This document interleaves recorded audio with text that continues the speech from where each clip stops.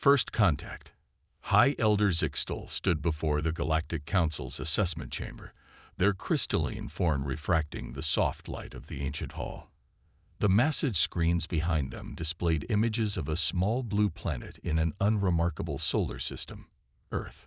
Honored members of the Council, Zixtal's voice resonated through the chamber. We have discovered something unprecedented. This species, these humans, have achieved what we previously thought impossible. They have advanced from primitive combustion engines to quantum computing in mere centuries. The chamber erupted in murmurs.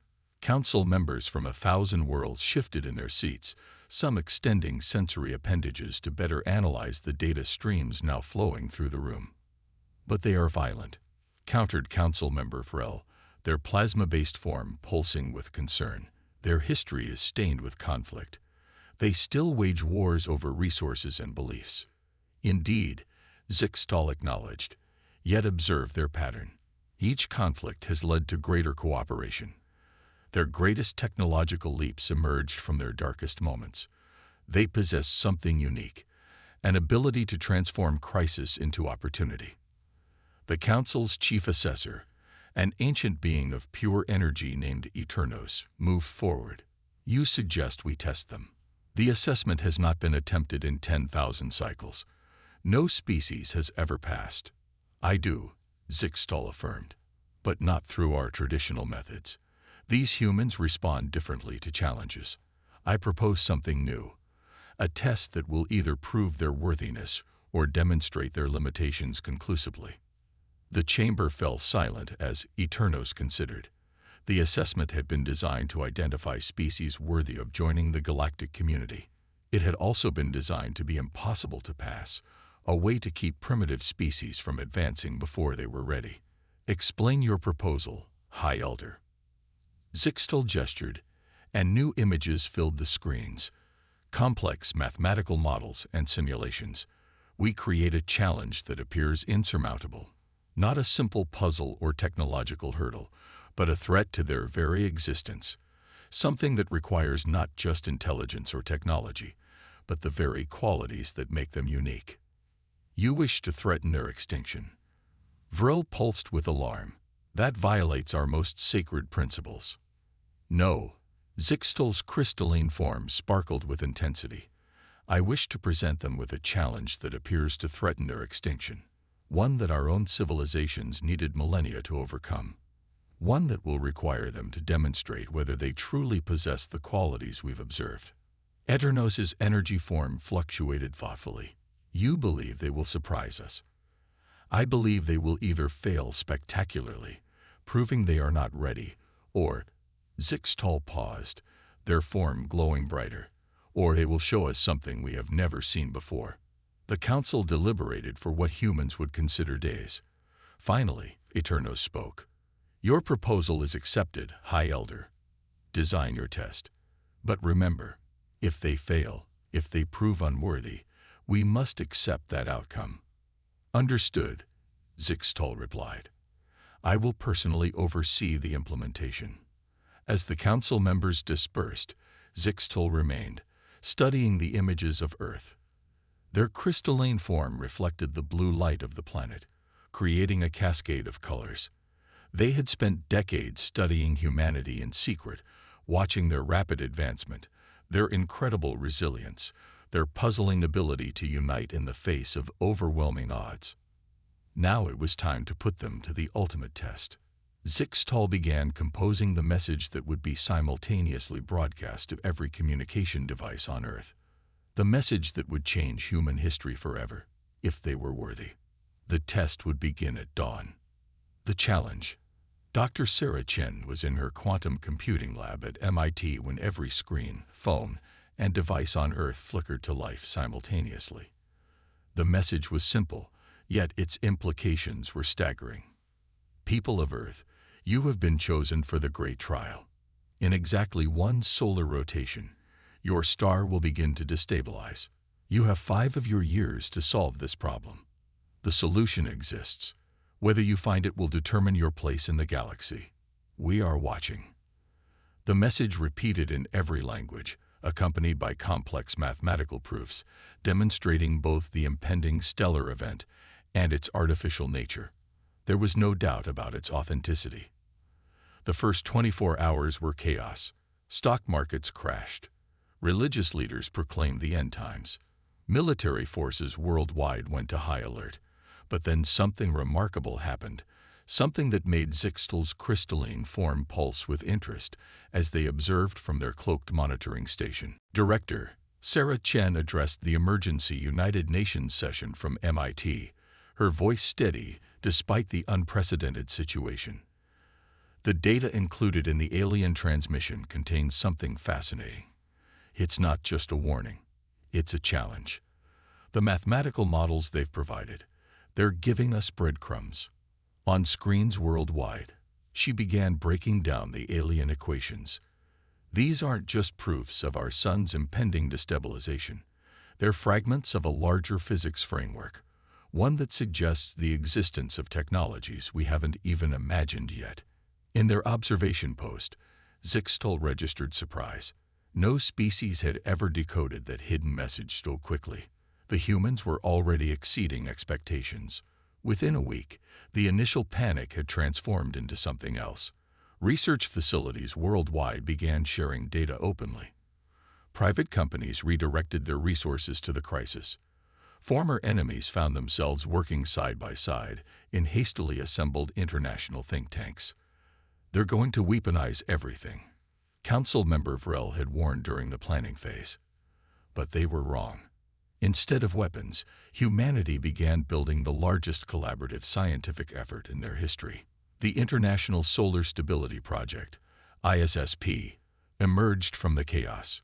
Every nation contributed what they could.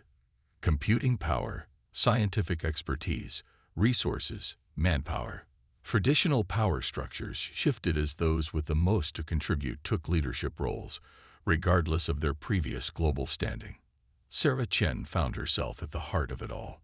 Her quantum computing team had made the first breakthrough, discovering that the alien mathematics suggested the possibility of manipulating stellar plasma through quantum entanglement fields. It was theoretical, impossible with current human technology, but it was a start. "We need to think bigger," she told the ISSP's first global conference.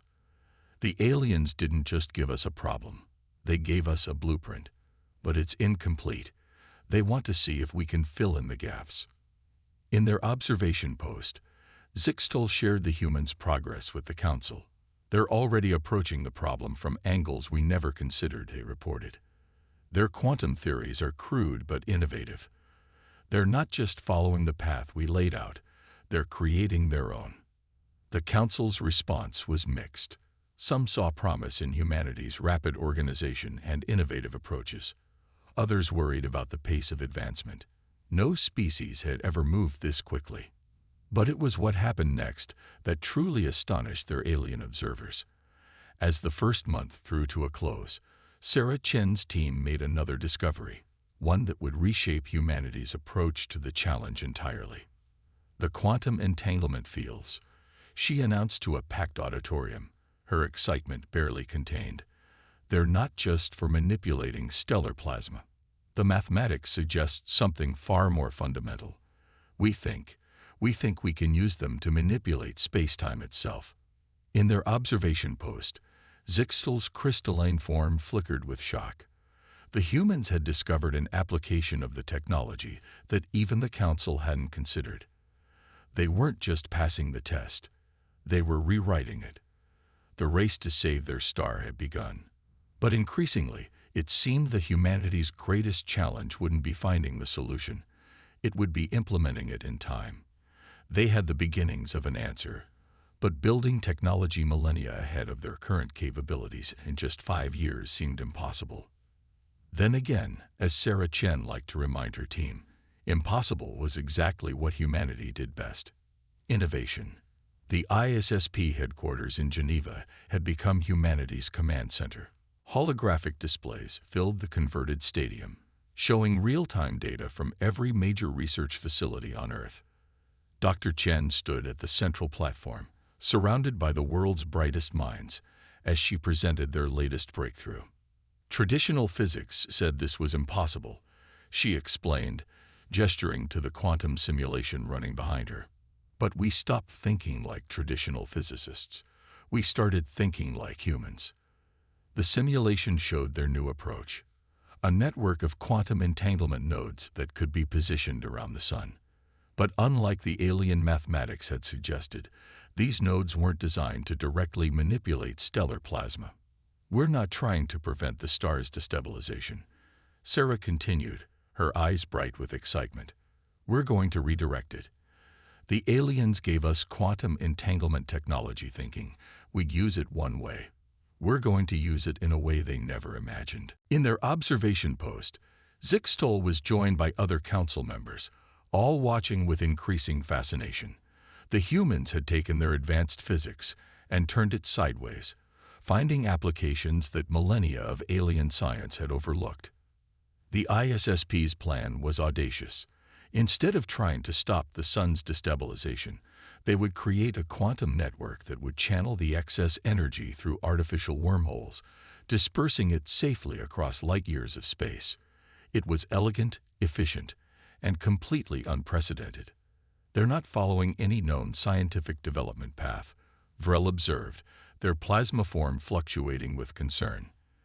This level of innovation shouldn't be possible for their species. Perhaps, Zixtol responded, we've been measuring possibility by the wrong standards. But theory was one thing. Building technology centuries ahead of their current capabilities was another. This was where humanity showed another trait that astonished their observers, the ability to innovate across all fields simultaneously.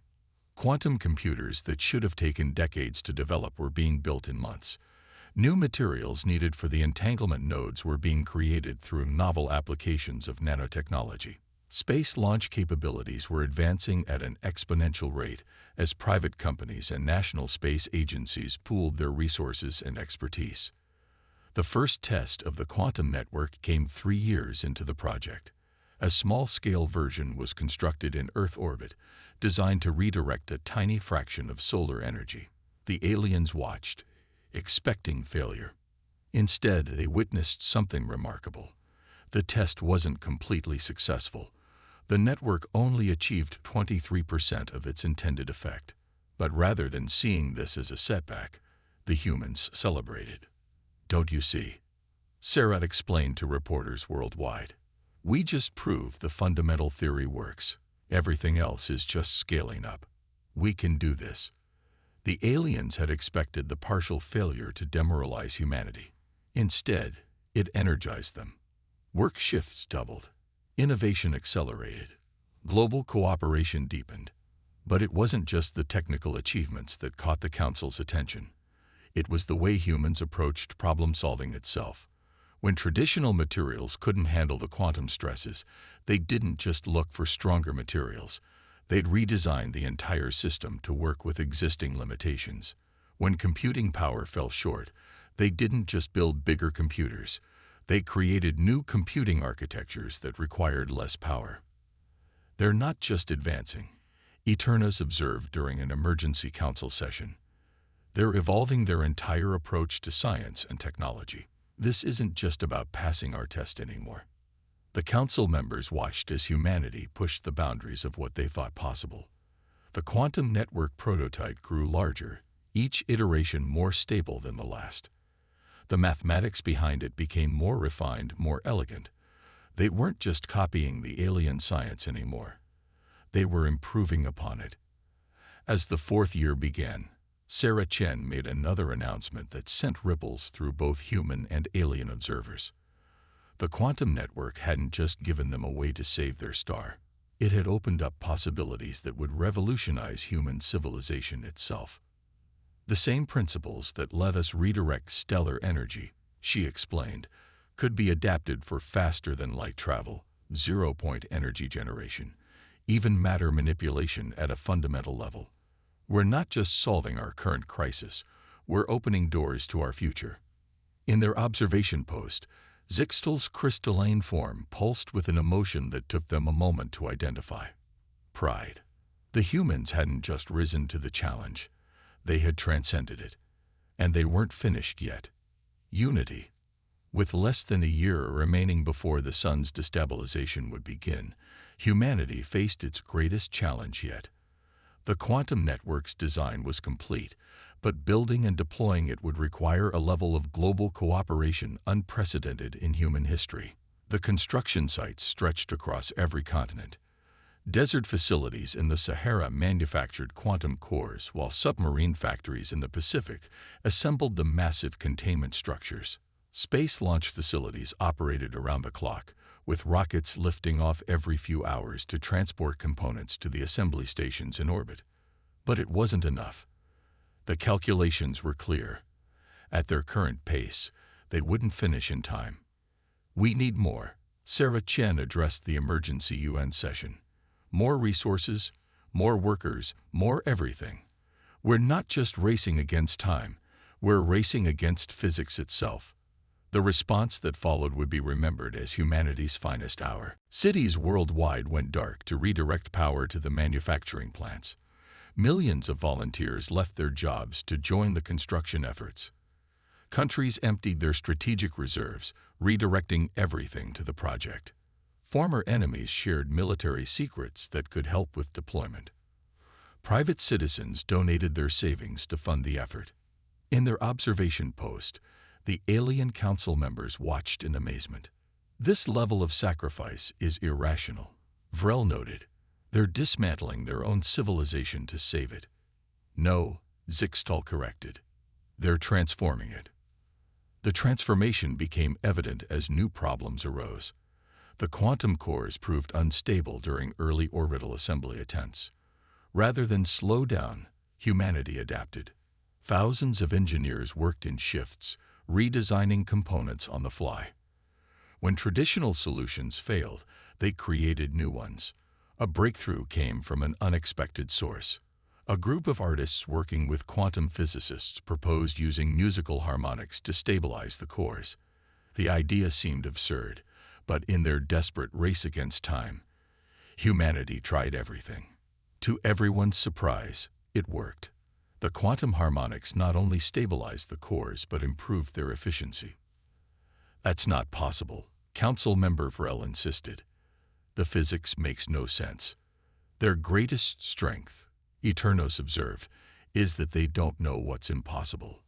With 6 months remaining, humanity faced another crisis.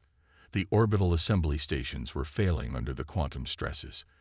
The entire project threatened to collapse. The aliens watched, certain this would finally break humanity's spirit. Instead, they witnessed something extraordinary. Within hours of the crisis, astronauts from every spacefaring nation volunteered for what many considered a suicide mission, to manually stabilize the stations while exposed to dangerous quantum fields.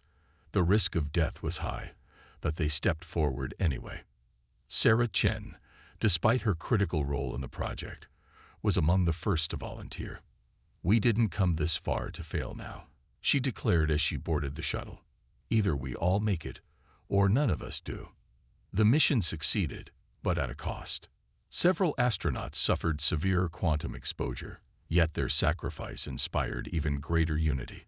Nations that had been hesitant to fully commit their resources now threw everything into the project. The pace of construction doubled, then tripled. In their observation post, Zixtal made an unprecedented decision. For the first time in the Council's history, they filed a formal request to modify an ongoing test. "They've already proven themselves," Zixtal argued before the Council. "Their response has exceeded every possible expectation. We should reveal ourselves, offer assistance." "The test isn't complete," Eternos reminded them. "And they're doing something we've never seen before. We need to understand how far they can go." As the final months approached, humanity's efforts reached a fever pitch. The quantum network took shape in orbit, a massive web of technology that shouldn't have been possible for centuries. But it wasn't just the technology that impressed the alien observers, it was the way humanity had united to build it. Gone were the national rivalries, the corporate competitions, the political divisions. Earth had become one entity, focused on a single goal. They weren't just surviving, They were redefining what their species could achieve. With 1 month remaining, Sarah Chen stood before the world again, her face bearing the scars of quantum exposure, but her eyes bright with determination. "We're ready for the final phase," she announced. "Tomorrow, we begin powering up the network. We don't just face the test of whether our technology works. We face the test of whether humanity can maintain this unity in the face of ultimate risk. Everything we've built, everything we've become, will be put to the test." In their observation post, Zixtal prepared to record what they believed would be either humanity's finest moment or their last. Either way, they knew they were witnessing history. Ascension. The day of activation arrived with a sunrise that held special meaning for every human on Earth. In less than 24 hours, their star would begin its artificial destabilization. Everything humanity had built, everything they had become over the past 5 years, would face its ultimate test.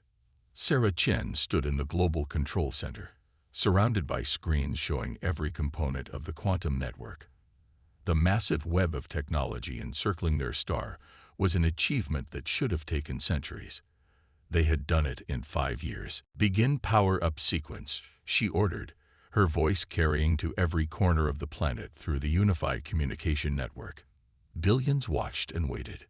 The quantum cores activated one by one, each harmonic frequency joining the symphony of physics that humanity had composed. The network came alive, its energy readings exceeding even their most optimistic predictions. In their observation post, the Alien Council gathered in unprecedented numbers. What they were witnessing wasn't just a test anymore, it was a revelation. "The network's efficiency is beyond our own capabilities," Vrel admitted, their plasma form pulsing with astonishment. "They've improved upon technology we've used for millennia." The first signs of stellar destabilization appeared right on schedule. Massive solar flares began erupting from the sun's surface, their energy far exceeding anything naturally possible. This was the moment of truth. The quantum network responded instantly, its web of entangled fields capturing the excess energy. But something unexpected happened, something that made even the oldest council members lean forward in surprise. "The network isn't just redirecting the energy," Sarah announced, her voice filled with wonder. "It's doing something more. Look at these patterns." The quantum fields weren't merely dispersing the solar energy across space as planned. They were weaving it into something new. The mathematical harmonics they had discovered were creating structures in space-time itself. "This is impossible," Vrel whispered. "They're not just saving their star. They're reshaping reality." Eternos finished, their energy form brightening with excitement. The quantum network had become more than a defense system. It was a tool for manipulating the fundamental forces of the universe in ways the aliens had never imagined. Humanity hadn't just passed the test, they had transcended its very purpose. In the control center, Sarah Chen watched as the readings stabilized. The sun's artificial destabilization had been not just contained but transformed. The excess energy was being channeled into a permanent network of quantum corridors, highways through space-time that would forever change humanity's future. "We did it," she announced, her voice breaking with emotion. "But we did more than just save our star. We've opened a door to the universe itself." That's when it happened. The alien observation posts decloaked simultaneously around Earth. Their message broadcasted across the planet. "People of Earth, you have not merely passed the great trial. You have redefined it. In 5 of your years, you have achieved what took other civilizations millennia.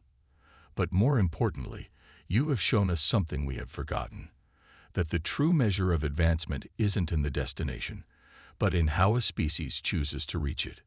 Zixtal appeared before the United Nations, their crystalline form shimmering with admiration. "We offered you a test, expecting you to follow paths we had laid out. Instead, you forged your own. You showed us that true civilization isn't about technological achievement.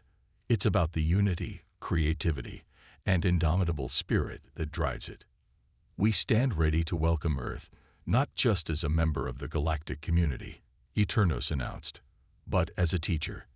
Your approach to physics, your ways of solving problems, your ability to unite in the face of crisis, these are things our civilization needs to learn. Sarah Chen stepped forward, still bearing the scars of her sacrifice in space. We accept, she said simply, but we have one condition. The council members waited, curious. The quantum network we built, the discoveries we made, they belong to everyone. Not just humanity, not just the council, but to any species that needs them. Because that's what civilization means to us. Advancing together, no matter who you are or where you come from. Zixtal's form brightened with joy. We expected you to show us your worthiness, they said. Instead, you showed us our own path forward. As celebrations erupted across Earth, as humans and aliens began their first true exchange of ideas, Sarah Chen looked up at the quantum network glinting in orbit. It wasn't just a shield anymore. It was a bridge, connecting humanity to a future they had built not through competition or dominance, but through unity, innovation, and an unwavering belief in the possible. The great trial was over. Humanity's real journey was just beginning.